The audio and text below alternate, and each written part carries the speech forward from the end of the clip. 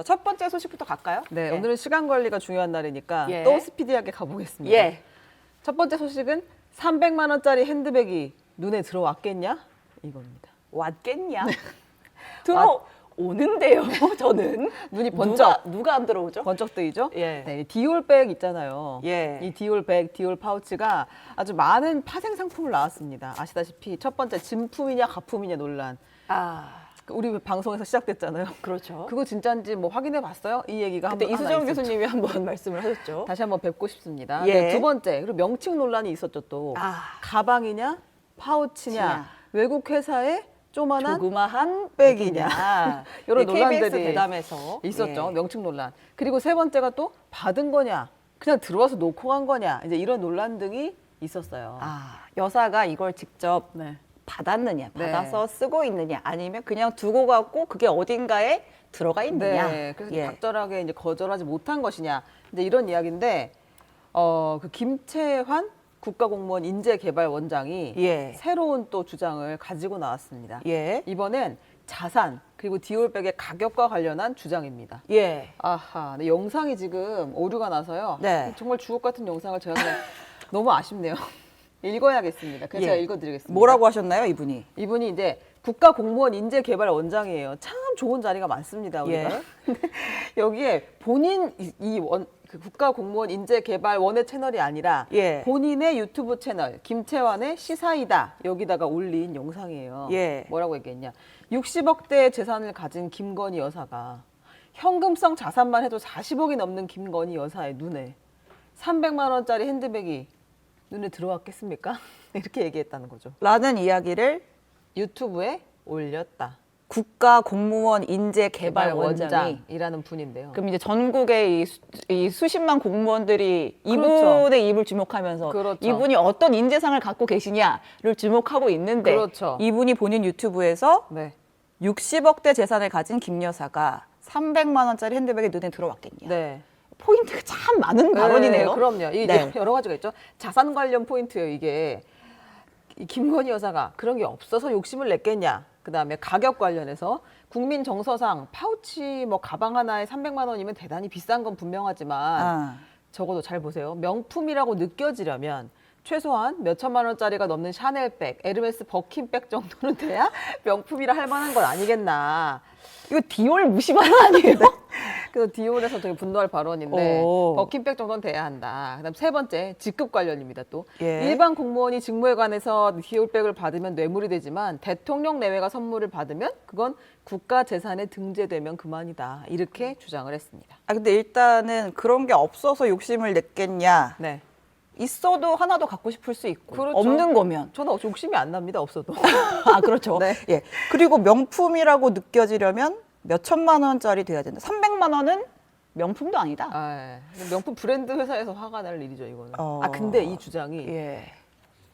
류정호 기자의 말에 따르면 여권의 분위기가 아, 그래요? 여권에서는 실제로 이제 이런 이야기들을 이제 사석에서는 하시는 경우들이 좀 있습니다. 아 300만 원이 네네. 무슨 명품 네. 백이냐 이런 얘기를 그런 얘기도 있고 이제 김 여사가 이제 재산이 많은데 네. 그 명품백에 개인적인 욕심을 냈겠느냐 네. 이제 이런 취지죠. 네, 이런 그러면은 취지로 안 이해를 받았으면 하는 거죠. 되잖아요. 그러니까 그랬으면. 이제 거기서 다음 논란은 이제 두고 받은 거냐 두고 갔겠다? 갔느냐 아. 이런 논란이 있는 거죠. 알겠습니다. 근데 이제 이분 되게 놀라운 분이죠. 지명할 예. 때부터 사실 극단적 주장을 콘텐츠로 삼아가지고 유튜브 활동을 되게 열심히 했던 분. 아 원래 유튜브를 네. 하시던 분이에요. 그러니까 사실 이분의 본질이 뭐냐 유튜버인 것 같습니다. 제가 보니까 예. 이제 개인 채널을 지명되면서 닫았었는데 취임한 이후에 다시 채널을 열고 최근까지 영상을 올리고 있어요. 어허. 네, 그래서 제가 이제 유튜브를 해도 되느냐 이 공직자인데 유튜브 해도 되느냐 그러니까 본인이 확인을 받았다고 합니다. 겸직 허가를 받아서 공무원들 겸직 허가가 좀 쉽게 안 나는 쉽게 안 걸로 나는데 알고 있는데 이미 지난해 7월에 인사혁신처장으로부터 겸직 허가를 받았다고 주장을 했고요. 본인이? 그래서, 여기서 본 포인트는 뭐였냐? 그 그림 좀 띄워주시면 이 영상이 조회수가 27만 회가 나왔어요. 27만 네, 회요? 반성했습니다. 제가 더 열심히 해야겠다. 이 지금 김건희- 우리 최다 조회수 얼마죠? 모르겠어요. 한 20만 안 되는 걸로 알고 근데 있는데. 27만 회가 나왔어요. 그리고 더 놀라운 건 뭐냐면 구독자가 54만 5천이에요. 아, 더 반성해야 됩니다. 우리. 훌륭하신 분이었군요. 이분은 유튜브 업계의 겸직하면서도 대선배였군요. 지금, 네, 겸직하면서도 54만의 구독자를 가지고 27만회를 했고 또 조회수 슈킹도 한번 했습니다. 다시 한번 보여주시면 그 대통령이 새 영상 올렸었잖아요. 설 영상. 예. 우리가 저마다 힘의 겨울. 그림 사랑인 올려주세요. 거죠. 네, 그거를 그대로 갖다 썼거든요. 그러니까 뭐 가공이 없어요. 그냥 그대로 울려버린 대통령 이렇게 그 왼쪽에 오른쪽에 네, 있는 왼쪽에, 거군요. 네, 울려버린 대통령 이렇게 올렸는데 그거 80만이 넘었습니다. 조회수가. 대통령실 영상 그대로 갖다 썼는데 네. 그러니까 뭐 일절 가공이 없어요. 그냥 울려버린 대통령 썸네일 하나를 딱 넣은 다음에 그 영상 그대로 땡겨 썼거든요. 우리도 반성해야 됩니다. 네, 반성. 열심히 2시간 동안 썰을 풀기 풀어도, 이전에 네. 어디서 갖다 따올 겁니다. 조회수 그래서 빨아먹을 겁니다. 좀 고민을 더, 좀 해야 된다. 네, 좀 더 반성한다. 이런 발언은 뭐 제지 같은 건 안 들어옵니까? 굉장히 민감한 발언이잖아요. 네, 네. 뭐 여사 백 이슈가 계속 지금 뭐 총선 앞두고도 변수인데 네. 이런 얘기하면 좀 여권에서 좀 자중을 시킨다든지 그런 분위기는 없어요? 제가 오늘 여권 반응을 들어보지 못했는데요. 들어보고 제가 전달하겠습니다. 뭐예요, 지금 실시? 네, 오늘 어제 안 들어봤어요? 네, 어제 못 들어봤습니다. 네. 술 너무 많이 마시는 거 아닙니까? 이 김채환 그 원장이요. 예전에 처음 됐을 때 제가 이분 소개한 적도 있었는데 예전에도 그런 보수 유튜버를 하시면서 예. 발언들이 많이 좀 논란이 됐었어요. 맞아요. 내정 당시에 그때 뭐 제가 다시 찾아보니까 뭐 문재인 전 대통령을 향해서 뭐 이 인간이 제정신인지 아닌지도 뭐 확인이 필요하다. 뭐 이런 얘기를 아하. 과거 이제 발언을 해서 네. 사실은 내정이 될 때부터 사실은 논란이 좀 있었습니다. 근데 그런 발언을 한 걸 알고 내정을 한 거, 발탁을 한 거잖아요. 그 부분은 뭐, 네, 그 부분이 이제 내정이 됐을 때 이미 논란이 됐었기 때문에 그럼에도 불구하고 이제 겸직 강행을 허가까지 이제 내줬다는 거죠. 네. 혹시 그 윤 네. 대통령이 그 유튜브를 많이 보신다 이런 얘기들을 하는데 이분도 혹시 그 최 채널 중에 하나 그럴 수도 있을 것 같아요. 대통령이 보시면 기분 좋은 이야기들을 음. 많이 올렸더라고요. 그렇군요. 네. 아무튼 300만 원짜리 백이 눈에 들어왔겠냐? 네. 아닐 것이다. 라는 공무원 인재개발원장의 발언을 네. 들어봤습니다. 이제 새로운 차원의 또 실드가 등장한 건데요. 예. 다음 소식 넘어가겠습니다. 예. 순방, 돌연, 수년. 독일 원래 가기로 했죠, 대통령? 네, 네. 오늘 뭐 대통령 특집이에요. 제가 그동안 대통령에 대한 엄청난 애정을 갖고 있는데도 불구하고 예. 양당 공천이 너무 박진감 있게 진행되는 바람에 거의 못 다뤘잖아요. 그렇죠. 그래서 또 가지고 왔습니다. 예. 윤석열 대통령이 다음 주 18일부터 원래 독일과 덴마크 순방을 가려고 했었는데 예. 이게 이제 엠바고 사안이라서 사실 보도는 되지 않고 있지만 그렇죠. 다 알고 있었죠. 순방을 근데 수년을 했습니다. 지금 4일 전에 갑자기 수년을 한 모양새인데요. 나흘 앞두고 네. 왜- 굉장히 이례적이라고 얘기를 할 수 있겠죠. 왜 수년을 했을까요? 왜일까요? 제가 또 고민을 해봤어요. 깊이 밤새 고민을 했죠. 왜일까? 네, 대통령이 사실은 순방을 굉장히 많이 다니신 편이죠. 예. 취임 후 작년까지 총 16차례를 해외 방문을 했고, 근데 대부분은 일정을 다 소화를 했고 예정된 걸 취소하거나 연기한 건 이번 처음이에요. 정말 예. 이례적인 상황이다. 네. 그리고 독일은 국빈 방문이었는데 네. 이걸 갑자기 취소해? 그 상대국에 대한 외교적 결례이기도 하고 그렇죠. 순방이 대통령 혼자 가는 게 아니라 경제 사절단을 함께 데리고 가잖아요. 그렇죠. 이 모든 사람들의 일정이 양국에서 다 취소가 일방적으로 된 거예요, 지금. 아하. 더더욱 이유가 궁금해집니다. 네. 예.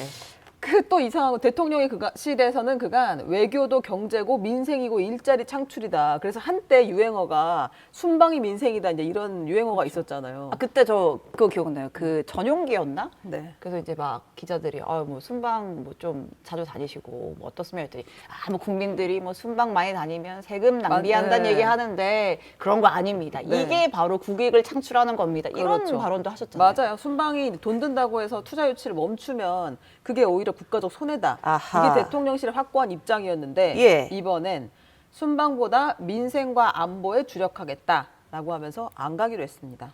순방이 민생이고 일자리 창출이라면서요? 근데 또 이제 순방보다는 또 민생과 안보에 주력하는 그런 시점도 또 필요한 것 같은데 오호. 이제 공식적으로는 총선이 2달밖에 안 남았는데 예. 대통령이 나가면 또 나갔냐 이제 이런 공격이 있을 수 있다. 예. 애초에 빌미를 제공하지 않겠다. 그리고 북한발 안보 위협에 총력 대응해야 하는데 어제도 썼죠. 네, 네. 군 통수권자가 자리를 비우면 안 되지 않겠느냐라는 이제 우려 때문이라고 얘기를 했는데요. 근데 뭐 해외 나가서도 그 화상으로 NSC 주재하고 할 수 있잖아요. 그동안 또 많이 그렇게 해오시기도 했어요. 오호. 그런데 이제 야권에서는 당연히 이런 비판을 하죠. 김건희 여사가 지금 지난해 네덜란드 순방 이후에 예. 국빈 방문 동행 이후에 얼굴을 드러내지 않고 있잖아요. 예, 예. 아예 지금 보이지 않고 있는 상황인데 순방을 나가면은 동행을 해야 되고 하고 싶지 않겠습니까? 그러니까 보통은 이제 부부가 내외가 함께 같이 가죠. 가니까. 예, 예. 그래서 안 하면 또 부자연스러워 보일 수 있고. 근데 가면 그 공식 석상에 드러나야 되니까 그런 부담이 있고. 아하. 그리고 또 동행을 안 하면 안 했다는 걸 설명해야 된다는 부담이 있고. 뭐 그래서 아마 안 가기로 한 거 아닌가 그 싶습니다. 대통령실의 설명에 그 김 여사의 동행 여부 관련된 내용이 있었던 거는 없습니다. 아니죠. 네, 야권에서 이렇게 관측이 나왔다. 예. 그 비판을 했다. 이게 설명은 누가 했어요? 보통은 홍보석이 뭐 이러저러한 이유로 뭐 수년합니다 이런 이야기를 근데 하는데 사실은 명확한 설명은 없는 거예요, 지금. 아. 그렇잖아요. 왜 안 가는지에 대한 딱 부러지는 설명은 없고 네. 지금 대통령실 관계자 말로 그냥 계속해서 이야기가 나오고 있습니다. 아, 민생과 뭐 이런 네, 것 때문에 안보 수년을 때문이다. 했다. 네. 알겠습니다. 그래서 이제 언론들은 예. 뭐 각종 사설을 통해서 이 명확히 밝히지 않으면 계속 의혹이 더 세진다. 어. 왜 안 가는지는 확실하게 얘기를 해야 예. 한다라고 지적을 하고 있죠. 독일에서도 궁금할 것 같은데요. 왜냐면은 이제 한독 정상회담을 하려고 그렇죠, 한 건데 그렇죠. 예. 그 한국에서 뭐 삼성 사람 온다더라, 뭐 그렇죠. 누구 사람 온다더라, 뭐 준비를 했을 텐데 취소가 됐다면 혹시 우리가 뭐 실수한 거 아니야? 네. 라고 생각할 수도 있고 무슨 문제가 있는 거지 생각할 수도 있잖아요. 네. 오호. 설명이 충분히 됐다고는 하는데요. 예. 뭐 양국 간에? 네, 마음은 다 알고 있겠죠. 네. 알겠습니다. 그 언론에서는 네. 제가 취재를 한 건 아니지만 예. 여당인 국민의힘도 네. 이제 순방 추진에 따른 여론 악화 우려를 전달했다 이런 보도가 한 줄 정도 있네요. 순방하면 국민의힘에서? 여론이 많이 악화가 네. 되나 봐요. 계속해서 지금. 옛날에는 순방 전 기사를 가면은 그냥 읽어드린 네. 건데. 네. 옛날에 네. 순방 가면은 그래도 그러니까 지지율이 오를 좀 때가 있었고. 오른다 네. 이런 얘기도 있었는데 그렇습니다. 아, 여론 이번에는 악화를 우려했다. 우려했다. 이런 시기가 시기이니만큼 네. 상황이 상황이니만큼 사실 디올백 논란이 아주 깔끔하게 마무리되거나 답변이 됐다고 생각하지 않는 거겠죠 모두가. 예. 그러니까 이런 상황에서 가는 게 더 부담이 되지 않겠냐라는 해석들이 나오고 있습니다. 알겠습니다. 자 해석이 연정합니다. 다음 대통령실까지 뚫렸다. 뚫렸다? 뚫렸다? 네. 뭐 어디가 뚫렸습니까? 대통령 이거 진짜 심각한 뉴스인데요, 사실은. 예. 저는 간단하게 다루고 요거는 그 다음 코너로 예. 넘겨서 얘기를 좀 들어보려고 하는데 그 지난해 11월 이것도 역시 윤석열 대통령의 영국 국빈 방문 당시에 있었던 일입니다. 예. 근데 국빈 방문을 준비했던 대통령실 소속 행정관의 이메일이 예. 북한에게 해킹당했다는 거예요. 순방을 준비했던 행정관의 이메일이 네, 네. 그러면 그 이메일에는 대통령이 순방 가서 어디에 묵을지 몇 시에 누굴 만날지 네. 어디 가서 뭘 할지 이런 뭐 정보들이 좀 있었을 거 아니에요. 당연히 그런데요. 지금 이제 해킹을 통해서 입수한 정보는 대통령의 국빈 방문 중에 진행됐던 일부 행사라고는 합니다. 일부 행사의 일정, 시간표, 그리고 구체적인 행사 내용, 대통령 메시지 같은 것들이 해킹당한 것으로 보인다고 하고요. 어떻게 해킹이 돼요? 대통령실 그 전용 그 메일이 있잖아요. 계정이 네. 있잖아요. 이게 이제 북한 만능주의와 연결되는데 그렇진 않고요. 대통령실 이메일과 예. 이 행정관이 대통령실 이메일 그리고 포털 네이버 이메일을 번갈아가며 사용을 했다고 합니다. 그 두 개를 동시에 쓴 것 같아요. 그러니까 이 중에 포털 이메일이 해킹이 된 거다. 네이버 이메일이 네, 이런 상황인데요. 어. 근데 역시나 이해가 안 가는 대목이 많죠. 근데 포털 이메일을 못 쓰게 돼 있어요. 쓰면 안 되잖아요. 네, 당연한 예. 겁니다. 왜냐하면 대통령실 이메일을 굳이 쓰게 하는 건 이게 다 보안 상황이기 때문이잖아요. 그렇죠. 대통령이 동선이 노출됐다. 그게 얼마나 위험합니까? 그리고 우리가 테러의 위협도 있고. 네, 진짜 위험한 거예요. 그거는. 그리고 지난번에 우리가 그 출연했던 그 이재명 전 부대변인이 예. 왜 그만뒀어요? 그렇죠. 순방 일정을 일정이 일부 기자들과 현지 기자들과 공유했다는 것 때문에 사실 문책을 당한 측면이 있었는데 네. 그만큼 대통령 동선을 까다롭게 관리한단 말이에요. 예. 위험하기 때문에. 근데 이거를 갖다가 그냥 개인 메일로 네. 포털 메일로 하다가 해킹을 당했다. 예. 지금 이런 상황이고요. 국정원이 당시에 이 해킹 사실을 파악해서 대통령실에게 통보를 했고 그래서 영국 방문에 동행했던 고위 당국자들이 현지에서 극비리의 긴급 대책 회의를 가졌다고 합니다. 그 당시에. 지금 우리 일정이 좀 유출된 것 같다. 네. 어떻게 대처를 해야 되느냐. 네. 이 행정과 크게 혼이 났을 것 같은데.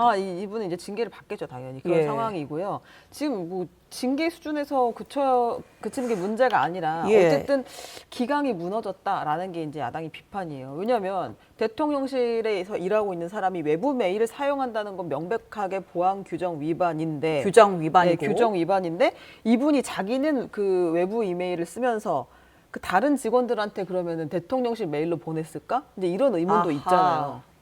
그러니까 한 건이 아닐 수 있다. 네, 네. 용산 대통령실에서 이런 일들이 만연해 있는 거 아니냐는 지금 의문과 지적들이 나오는 거예요. 그럼 우리가 모르는 뭐 해킹 사례 혹은 유출 사례가 더 있을 수도 네. 있는 것이죠. 네, 추가 피해가 있을 수도 있다. 그리고 없더라도 만약 이런 일이 만연하다고 하면 굉장히 큰 문제다. 이런 이야기들이 나오죠. 이분은 그러면 이분이 제가 알기로는 원래 공무원 다른 부처 공무원이었다가 부처 공무원인데 대통령실 파견을 나온.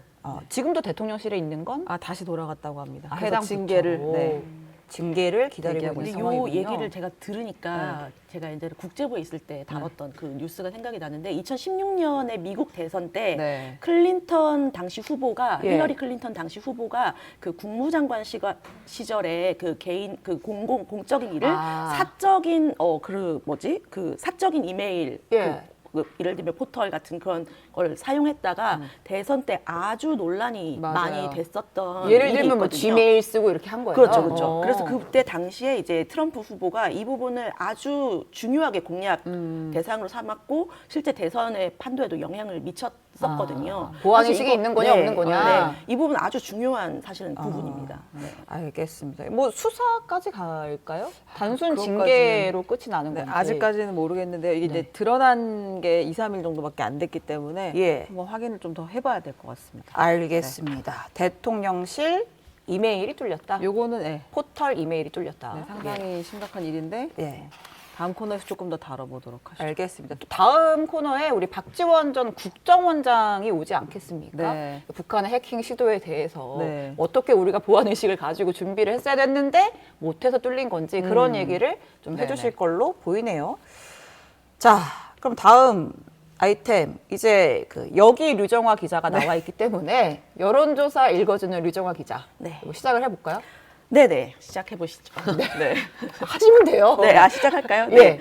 일단 우리가 수도권 민심, 네. 수도권이 가장 이제 그 선거에서는 격전지다 이런 이야기를 많이 하는데요. 예. 제가 이번에 여론조사를 이제 해보니까 네. 서울과 인천, 경기가 좀 네. 다르게 나타나는 양상이 있더라고요. 지금 말씀하시는 네. 거는 JTBC가 직접 의뢰해서 한 네. 조사를 네. 말씀하시는 거죠. JTBC가 이제 메타보이스에 예. 의뢰해서 한 조사고요. 네. 자세한 사항은 중앙 여론조사 심의위원회에 보시면 됩니다. 네, 저희가 그래픽으로도 개요를 네. 준비했으니까 네. 내용을 이제 좀 소개를 해주시죠. 네, 그래서 이제 정당 지지율 같은 경우에 저희가 이제 매주 화요일에 여기를 방송을 하는데요. 예. 이제 오프닝에서 이제 대대적으로 이야기를 한 내용이 더불어민주당이 35%, 국민의힘이 39%, 개혁신당이 5% 이렇게 나왔습니다. 전국 지지율이. 네, 전국 지지율이. 예. 그런데 서울과 인천, 경기가 좀 다르게 나타나는 모습 지금 이제 그 그래픽으로 나가고 있는데요. 예. 서울 같은 경우에는 국민의힘 지지율이 41%고 민주당 지지율은 30%입니다. 11%포인트가 차이가 나죠. 서울에서는 국민의힘 지지율이 상당히 높게 나왔네요. 네, 그렇습니다. 인천과 경기에서는 뭐 이제 조금 이제 그래프 방향이 이제 바뀌었는데 예. 국민의힘 지지율이 33% 그리고 민주당 지지율이 36% 이렇게 나온 거예요. 서울 경기 차이가 여당 야당 차이가 꽤 되고 네. 개혁신당 지지율은 일단 8%로 동일하게 나왔고요. 네. 예. 이렇게 나왔는데 그래서 제가 이 이유가 뭘까 이거를 이제 다른 조사들과 좀 비교해서 좀 보니까 저희 조사상으로 나타난 거는 비슷하게 나타나는 지표가 있었는데 그게 뭐였냐면요. 한동훈 비대위원장과 또 이재명 대표에 대한 직무 수행에 대한 평가를 했어요. 한동훈 잘하고 있냐? 네. 이재명 잘하고 있냐? 네. 그것도 물은 거군요. 네, 물었습니다. 그 부분과 이제 그 그래프의 추이와 좀 비슷하게 나타나는 경향성을 좀 확인할 수가 있었는데요. 예. 그 부분도 한번 볼까요? 일단 한동훈 위원장 같은 경우에는 전국에서 긍정과 부정 평가가 거의 엇비슷하게 나타났습니다. 예. 47%, 48% 이렇게 나타났고요. 서울의 같은 경우에는 긍정이 51%, 부정이 48%. 뭐 비등비등하고요. 예, 거의 네. 비등비등합니다. 근데 경기 인천의 경우에는 긍정이 41%, 부정이 54%로 나타난 겁니다. 아, 그래프- 저 정도면은 네. 오차범위 바깥에서 부정이 크다. 그렇습니다. 예. 네네. 그 부분이 이제 그렇게 나타난 부분이 있고요. 예. 근데 이재명 대표에 대한 직무수행 평가를 해봤는데요. 전국 같은 경우에는 이제 긍정이 41%, 부정이 56%입니다. 그래서 부정 평가가 좀 높네요. 높게 나타났죠. 이 오차범위 밖에서. 근데 서울 같은 경우에는 그래프 격차가 훨씬 더 커진 거 지금 보실 수가 있으시죠. 긍정은 네. 37%, 부정은 61%였습니다. 경기 인천에서는 44%, 53%로 이제 비교적 격차가 좀 줄어든 부분 이제 볼 수가 그러니까 이제 쉽게 있었는데요. 정리를 하면 네. 서울에서는 뭐 아주 미세한 차이지만 국민의힘 지지율이 조금 잘 나오고 한동훈 위원장 긍정평가가 좀 높고 네. 인천 경기에서는 이재명 대표에 대한 긍정평가가 조금 상대적으로 높고 네. 그다음에 민주당 지지율도 좀 더 잘 나오고 네, 그렇습니다. 서울과 인천 경기가 좀 갈라지네요. 네, 그렇습니다. 예. 그래서 우리가 수도권이라고 하는데 서울과 경기, 인천이 좀 이렇게 민심이 좀 다르게 나타나는 부분이 확인이 됐다는 거고 사실은 저는 이제 국민의힘 출입을 하니까 국민의힘 내에서는 약간 수도권에 지금은 그 아주 의석수가 적은데 네. 이번 총선에서는 지난번보다는 좀 서울에서는 해볼만하다 이런 이야기가 사실은 뭐 나오고 있습니다. 이게 이유가 있나요? 이유가 일단 그 아까 그래서 이제 한동훈 이제 긍정평가의 이유, 긍정평가 이유, 이런 네 것들이 그런 것도 저희가 조사를 했죠. 네. 네. 그래서 긍정평가 같은 경우에는 네. 긍정평가 이유는 없어요. 저희가 이제 부정평가에 대한 이유를 이제 꼽았는 이제 왜 싫은지 왜 못한다고 생각하는지 한동훈 이재명 네, 예. 왜 싫은지. 근데 그 부분에 대한 평가는 하지 않았습니다. 다음 조사에 그래요? 궁금하시면 다음 조사에 한번 해볼까요? 아니 해보세요. 왜냐면 네. 이게 해보세요. 네. 긍정과 부정이 왜 나왔는지가 궁금한데 그 네, 사람들이 그렇죠. 뭘 잘했다고 판단하는 건지 뭘 못했다고 판단하는 건지를 좀 알면 더 분석이 가능하지 않을까 그러니까요. 싶네요. 네. 그 부분도 한번 분석을 해봐야 되겠네요. 근데 서울에서 어쨌든 그 국민의힘이 더 높게 나온 게 대부분인가요? 일단 다른 조사들도 지난번 그런가요? 조사에서는 네. 이렇게 나왔고요. 다른 조사에서는 사실 엇비슷하게 나오기는 하는데 이것도 서울 같은 경우에 지금 오차범위 이내입니다. 서울만 따졌을 때는 예, 근데 그쵸. 오차범위 이내인데 네. 그러니까 지난 대선 때도 사실 그랬잖아요. 그러니까 서울이랑 경기, 인천에서 그 1등 후보가 네, 서울은 제 기억으로는 윤석열 당시 후보, 네. 그다음에 인천 경기는 이재명 당시 후보. 그러니까 그런 민심이 좀 이어지고 있는 게 아닌가 싶고 그 당시에 우리가 분석을 했을 때는 이제 문재인 정부 말기 이제 부동산 정책, 집값 폭등에 대한 반감 때문에 서울 민심이 조금 이제 국민의힘으로 향한 거 아니냐 뭐 이런 해석을 했었고. 그다음에 뭐 경기라고 한다면 뭐 이재명 대표가 경기지사도 했고 네. 뭐 성남시장도 했고 뭐 이제 민심을 좀 다진 지역이니까 경기도가 좀 더 높다 이런 분석들을 그 당시에 우리가 했었는데 또 지금도 상황이 많이 바뀌었잖아요. 네. 예, 이유를 조금 더 조사를 자세하게 해보면, 물어보면 의미가 있을 것 같습니다. 네. 예. 자, 두 번째 조사는 국회의원 재신임 네. 의향을 물었어요. 그러니까 네. 이거는 한마디로 네. 지금 국회의원 오늘? 또 시켜줄 거냐, 그렇습니다. 아니면 물갈이 하는 게 좋으냐 이걸 물었다는 거죠. 네네네. 예. 그래서 저희가 선택지를 3개를 드렸어요. 예. 그 현재 국회의원이 당선되는 게 좋은지 아니면 같은 당의 다른 후보가 당선되는 게 좋은지 아하. 아니면 다른 당의 후보가 당선되는 게 좋은지 이렇게 세 가지를 물었는데 전국으로 살펴보면 다른 당 후보가 당선됐으면 좋겠다는 여론이 31%로 가장 높았습니다. 아, 네. 아예 당까지 다 네. 갈아버리자 우리 네. 지역. 네, 예. 그렇습니다. 네, 현재 국회의원이 다시 당선돼야 된다는 여론은 26%, 같은 당 다른 인물이 당선돼야 한다는 거는 저 파란색인데 24%였거든요. 근데 요것도 지역별로 좀 뜯어봤더니 예. 제가 주목한 것은 바로 여기입니다. 예. 네, 대구, 경북과 광주, 전라이죠. 호남인데요. 예. 흔히 말하는 이 TK 지역에서는 현재 국회의원이 다시 당선돼야 한다는 비율이 39%로 제일 높았어요. 그러니까 TK라고 하면은 국민의힘의 텃밭이고 네. 지금 중진 물갈이를 하냐 마냐 하는 네. 지역인데 네. 일단은 지금 국회의원이 그냥 하는 게 좋아라는 응답이 가장 많았다. 네, 그러네요. 그렇습니다. 근데 사실 이게 약간 저거 의미 있다고 본 이유는요. 대구, 경북 같은 경우에는 대통령실 출신 인사들이 많이 출사표를 던진 곳이 그렇죠. 지금 네, 이제 그 많습니다. TK 입성하겠다. 네, 네. 뭐 신청들을 많이 했다고들 하죠. 네, 그리고 예를 들면 구미을 같은 경우에는 김영식 의원이 이제 현직 의원인데 허성우 비서관, 강명구 비서관 대통령실 출신 인사가 2명이나 지금 출사표를 던진 아. 상태이거든요. 예, 예. 이런 곳도 있고 뭐 그러니까 현직 의원이 국민의힘 의원들이겠죠. 대구는. 그런데 이제 대통령실 출신 인사들이 출사표를 던진 경우가 많은데 어쨌든 여론상으로는 이제 현재 기존 국회의원이 의원들에게. 다시 당선돼야 한다는 비중이 아. 가장 높았다라는 거고요. 예. 네, 호남의 경우에는 또 좀 달랐습니다. 네. 뭐냐면 이 지역에서는 이제 같은 당의 다른 인물이 당선돼야 한다는 이 여론이 38%로 가장 높았던 건데요. 네, 그다음에 다른 당 후보가 당선돼야 한다 27%, 현재 국회의원이 다시 당선돼야 한다 26%였습니다. 그러니까 퍼센트. 여기는 뭐 이를테면 네. 뭐 상대적으로 이제 민주당의 텃밭이라고 한다면 네. 내가 민주당을 뽑기는 뽑을 건데 지금 의원 말고 다른 사람을 뽑는 게 좋겠어라는 응답이 가장 많았다. 네. 라고 할 수 있겠네요. 근데 네. 여기도 지금 이재명 대표가 또 광주 전라 지역도 좀 많이 물갈이를 하려고 하고 있잖아요. 그렇습니다. 광주 전라 지역에는 그러니까 어떤 좀 출사표를 던진 사람들이 많으냐. 친명계 인사들이 네. 많습니다. 아무래도 지난 총선은 2020년 이제 문재인 정부의 한 가운데 예. 있었고요.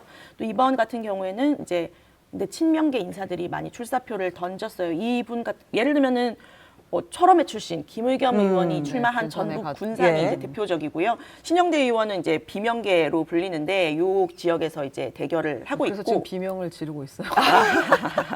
근데 나 좀 살려달라고. 그러면은 만약에 같은 당의 새 인물을 찾고 있는 게 광주 전라 지역의 여론이라면 네. 친명계 새로운 원외 인사들이 이번에 광주 전라에서 입성을 할 가능성이 높다고 봐도 될 것 같아요. 높다고 볼 수 있다 이런 해석이 네. 가능하겠네요. 그렇습니다. 그래서 뭐 그런 경우들이 뭐 예를 들면 당대표 법률 특보 역시 친명 예. 여기는 친명 대 친명 대결이에요. 이런 지역도 텃밭이니까 있고 또 그럴 수도 있죠. 네, 예. 그렇습니다. 당대표 정무특보 이런 분들도 이제 하고 있는데 예. 어쨌든 호남에서는 이 같은 당의 다른 인물이 당선돼야 한다는 여론이 높았다는 게 조금 되게 인상적인 신기하네요. 당내 물갈이가 여론조사. 필요하다. 네. 알겠습니다. 국민의힘은 그냥 지금 하는 사람 좀 쓰자. 네. TK에서 네. 민주당은 광주 전라에서 같은 당 새로운 얼굴로 쓰자 이런 여론이 우세했다는 거 네. 알겠습니다. 그 우리 첫 번째 당 지지율, 정당 지지율 봤을 때 네. 개혁신당 지지율이 약간 8% 정도 나왔던 것 같은데 네. 뭐 이게 그 합당, 그러니까 빅텐트 치고 나서 한 첫 번째 조사잖아요. 네, 이 그렇습니다. 숫자는 뭐 어떤 의미가 있습니까? 네, 사실 여론조사 문항을 확정하는 날 예. 합당을 오후에 한 거예요. 아하. 그래서 급하게 이제 요거를 긴급 조사를 말하자면 했는데 예.